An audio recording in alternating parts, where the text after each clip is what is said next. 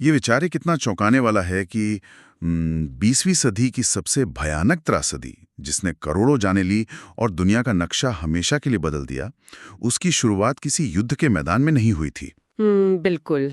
मतलब उसकी शुरुआत वियना की एक आर्ट एकेडमी में खारिज की गई एक पेंटिंग से हुई थी। आमतौर पर हम मानते हैं कि बड़े ऐतिहासिक बदलावों के पीछे कोई गहरी कूटनीति होती है। या जनरलों की कोई सोची समझी चाल होती है। सही कहा। लेकिन जब हम इतिहास की परतों को गहराई से कुरेदते हैं तो वो तार्किक तस्वीर बहुत धुंधली और काफी डरावनी हो जाती है। इतिहास सिर्फ तारीखों या घटनाओं का लेखा जोखा नहीं है।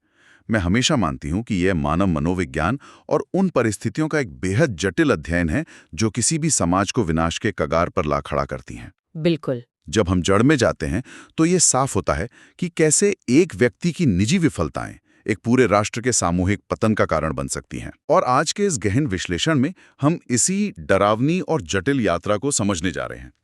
हमारे पास जो स्रोत हैं वे एडोल्फ हिटलर की एक विस्तृत जीवनी के अंश हैं।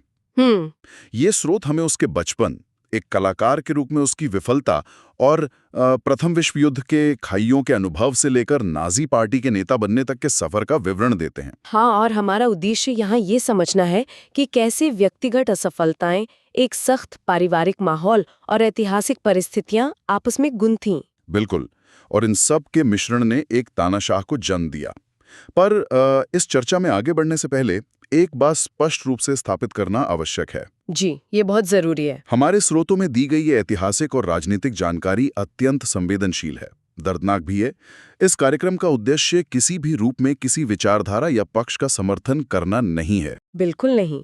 हम केवल एक ऐतिहासिक दस्तावेज के रूप में इन मूल स्रोतों में दी गई जानकारी का तटस्थ और निष्पक्ष भाव से विश्लेषण कर रहे हैं, ताकि उन मानसिकताओं को समझा जा सके जिन्होंने इस इतिहास को आकार दिया। सही कहा। तो चलिए उस समय से शुरू करते हैं जब हिटलर ऑस्ट्रिया के एक छोटे से गांव में रहने वाला सिर्फ एक बच्चा था। स्रोतों से जो जानकारी मिलती है वो उसके परिवार की एक बहुत ही सख्त तस्वीर पेश करती है। उसके पिता एलॉयस ऑस्ट्रियाई सीमा शुल्क विभाग में एक काफी कड़क मिजाज वाले सरकारी कर्मचारी थे। हाँ, और दिलचस्प बात यह है कि पिता का असली उपनाम शिकल ग्रूबर था। अच्छा, हाँ। उन्होंने बाद में इसे बदलकर हिटलर कर लिया था। एक छोटा सा विवरण लगता है, लेकिन इसका मनोवैज्ञानिक प्रभाव बहुत गहरा हो सकता है ना। नाम बदलने की ये घटना सच में इतिहास के पन्नों में एक अजीब सा क्या होता अगर वाला सवाल छोड़ जाती है। मतलब अगर नाम नहीं बदलता तो? बिल्कुल।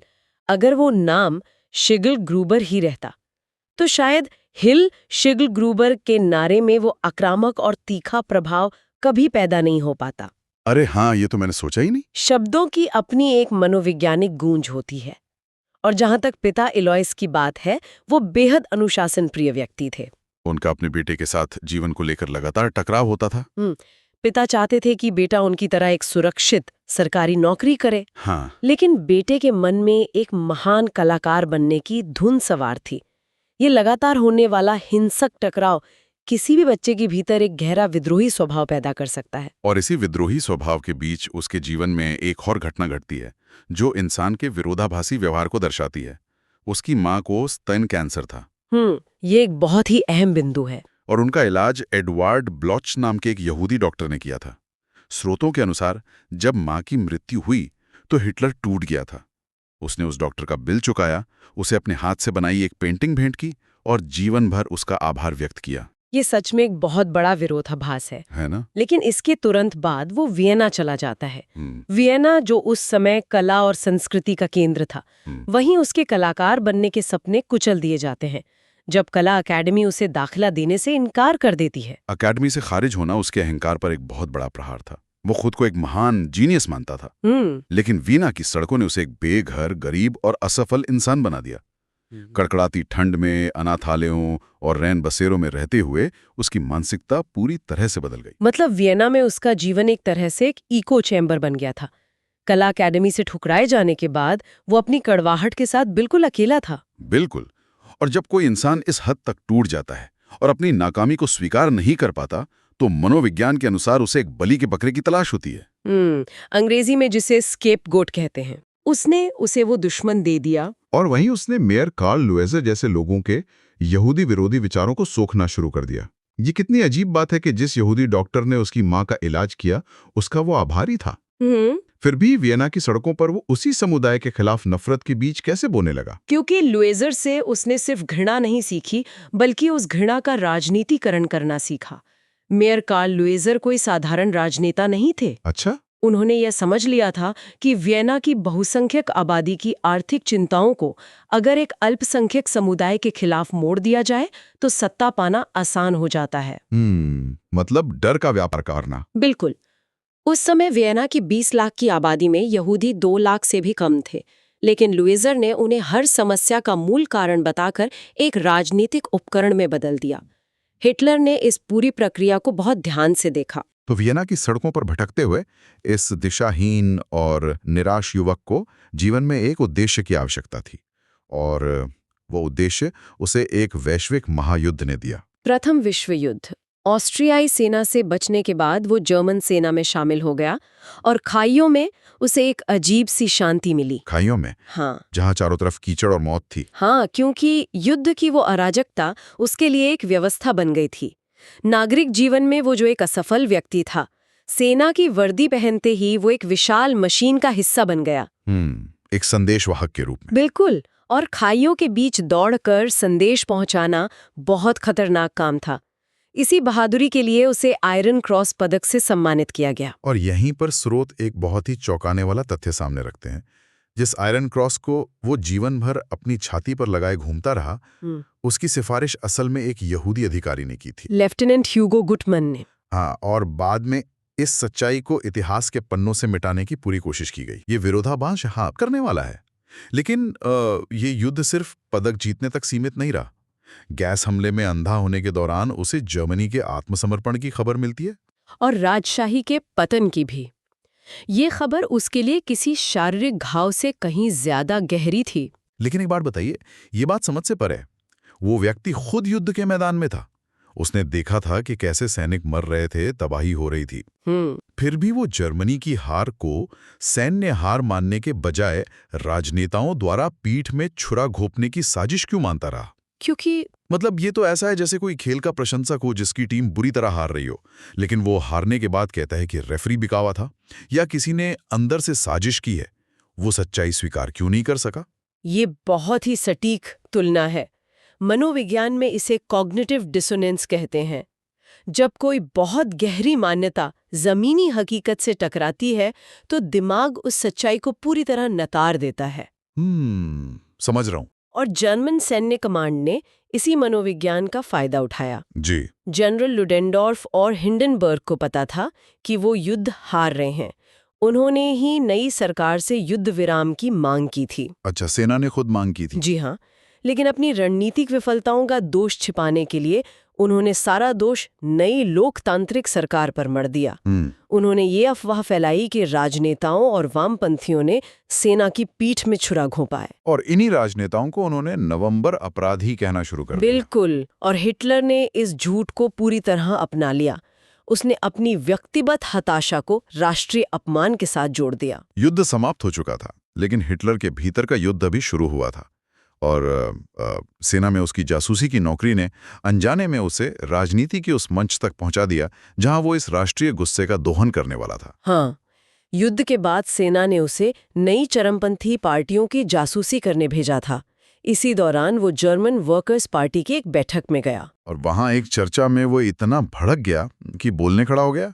स्रोतों के अनुसार पहली बार उसने अपनी प्रभावशाली वक्तृत्व कला को पहचाना। उस छोटे से बियर हॉल में मौजूद लोग उसके भाषण से मंत्रमुग्ध रह गए। उसे एहसास हुआ कि उसके पास लोगों को सम्मोहित करने की ताकत है। वो जासूसी करने गया था, लेकिन पार्टी के नेताओं ने उसे दल में शामिल होने का न्योता दे दिया। ये तो ऐसा है जैसे किसी कंपनी में कोई ऑडिटर जासूसी करने आए और कुछ ही समय में वो पूरी कंपनी का सीईओ बन बैठे। सच में बिल्कुल वैसा ही हुआ।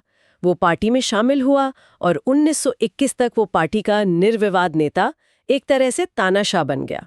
लेकिन यहाँ एक सवाल है, जब पार्टी के पास शुरुआत में कोई संसाधन नहीं थे, मतलब एक रबर स्टैम्प या छपा हुआ पर्चा तक नहीं था, तो सिर्फ उसके भाषणों में ऐसा क्या था जिसने हजारों लोगों को उसकी तरफ खींच लिया? क्योंकि वो लोगों को नीतियां नहीं बेच रहा था, वो भावनाएं और गुस्सा बेच रहा था। वर्साय की संधि ने जर्मनी को कुचल दिया था। लोग भूखे और बेरोजगार थे। लोग हताश थे। जिम्मेदार मार्क्सवादी और यहूदी हैं। जब किसी डरे हुए समूह को एक स्पष्ट दुश्मन मिल जाता है तो वे तर्क करना बंद कर देते हैं। और इसी समूह को एक पहचान देने के लिए उसने ब्रांडिंग का वो खौफनाक खेल खेला। उसने पार्टी का नाम बदलकर नाजी पार्टी कर दिया और स्वस्तिका को अपना प्रतीक बनाया, जो उसने बचपन में एक मठ में देखा था। वो ब्रांडिंग का एक मास्टर क्लास था। उस प्रतीक के रंगों का चुनाव बहुत गहराई से सोचा गया था। लाल रंग, जो समाजवादी आंदोलनों से जुड़ा था, उसे मजदूरों को आकर्षित करने के लिए रखा गया। बीच में एक सफेद चक्र, जो राष्ट्रवाद का प्रतीक था, और उसके बीच में काले रंग का स्वास्तिका। ये सिर्फ एक झंडा नहीं था, ये एक आक्रामक राजनीतिक लोगो था। इस तेजी से मिली सफलता ने हिटलर को अति आत्मविश्वासी बना दिया। और फिर आता है साल 1923, जब जर्मनी की अर्थव्यवस्था पूरी तरह चरमरा गई थी। हाँ, हाइपर इन्फ्लेशन का दौर। $1 की कीमत करोड़ों मार्क तक पहुंच गई थी। बाप रे। लोग ब्रेड खरीदने के लिए हाथ गाड़ियों में भरकर नोट ले जाते थे। सर्दियों में लोग कोयले की जगह नोट जलाते थे, क्योंकि नोट सस्ते हो गए थे। और इसी अफरा तफरी का फायदा उठाते हुए हिटलर को लगा कि वो अब हथियारों के बल पर पूरे जर्मनी पर कब्जा कर सकता है। उसने म्यूनिक के एक बियर हॉल में बेवेरियन सरकार के नेताओं का अपहरण करके तख्तापलट की कोशिश की, जिसे इतिहास में बियर हॉल पुच कहा जाता है। ये पूरी घटना मुझे किसी खराब योजना वाली डकैती की फिल्म जैसी लगती है। मतलब छत पर गोली चलाना, नेताओं को पीछे के कमरे में धमकाना और फिर सब कुछ बिखर जाना। ये प्रयास बुरी तरह विफल रहा। बिल्कुल। पुलिस के साथ झड़प में 16 नाजी मारे गए और हिटलर को गिरफ्तार कर लिया गया। इतनी बड़ी और हास्यास्पद विफलता के बाद भी उसका राजनीतिक करियर खत्म क्यों नहीं हुआ? उसे तो इतिहास के पन्नों में गायब हो जाना चाहिए था। वो खुद उसी विचारधारा से सहानुभूति रखते थे। अच्छा, मतलब जज खुद उसी तरफ थे। हाँ, उन्होंने इस मुकदमे को एक आपराधिक सुनवाई के बजाय हिटलर के लिए एक राष्ट्रीय प्रचार मंच में बदल दिया। अरे वाह। अदालत में हिटलर ने कोई बचाव पेश नहीं किया। उसने कहा कि हाँ, मैं उस सरकार को उखाड़ फेंकना चाहता हूँ जिसने जर्मनी को बर्बाद किया है। और वो रातों रात पूरे जर्मनी में एक हीरो बन गया। तो एक तरह से सहानुभूति रखने वाले जजों की वजह से वो मुकदमे में देशभक्त बन गया। हाँ, लेंसबर्ग जेल में अपनी इस छोटी सी सजा के दौरान उसने माइन कैम्प लिखी। और वहीं उसने अपने जीवन का सबसे महत्वपूर्ण राजनीतिक सबक सीखा। बियर हॉल पुट्स की विफलता ने उसे बता दिया था कि हथियारों के बल पर सत्ता नहीं मिलेगी। तो फिर कैसे मिलेगी? लोकतांत्रिक प्रणाली का हिस्सा बनकर। उसने तय किया कि वह चुनाव लड़ेगा और लोकतंत्र के भीतर से ही लोकतंत्र को खत्म करेगा। इसे उसने वैध क्रांति का नाम दिया। तो इस पूरे गहन विश्लेषण को समेटते हुए यह साफ दिखाई देता है कि कैसे एक असफल कलाकार ने अपनी हताशा, एक महायुद्ध की तबाही और देश की आर्थिक बर्बादी को सीढ़ियों की तरह इस्तेमाल किया। बिल्कुल, उसने अपनी व्यक्तिगत विफलताओं को एक पूरे देश के गुस्से में बदल दिया। और अंत में ये पूरी चर्चा श्रोताओं के लिए एक बहुत ही विचारणीय प्रश्न छोड़ जाती है। हिटलर के बियर हॉल पुट्स की विफलता और उसके मुकदमे ने उसे सिखाया कि लोकतांत्रिक अधिकारों का इस्तेमाल करके ही लोकतंत्र को नष्ट किया जा सकता है। सही बात है। यह इतिहास हमें सोचने पर मजबूर करता है कि जब कोई व्यक्ति किसी व्यवस्था को नष्ट करने के लिए उसी व्यवस्था के नियमों का फायदा उठाता है, तो एक स्वतंत्र समाज खुद को कैसे बचा सकता है। आज की इस चर्चा में बस इतना ही।